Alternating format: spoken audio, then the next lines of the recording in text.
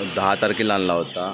सुरुवातीच्या दिवशी pre transfer 22 तारखेला म्हणजे 12व्या दिवशी स्टार्टर 3-5ला पुन्हा 12 दिवसानंतर फिनिशर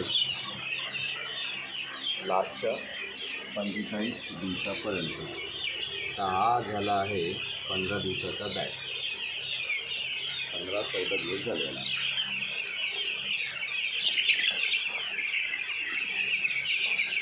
हा 11वा बॅच आहे आणि 1300 पिल्लं एकत्र आणली तो 15वा बॅच. चल 12वा बॅच.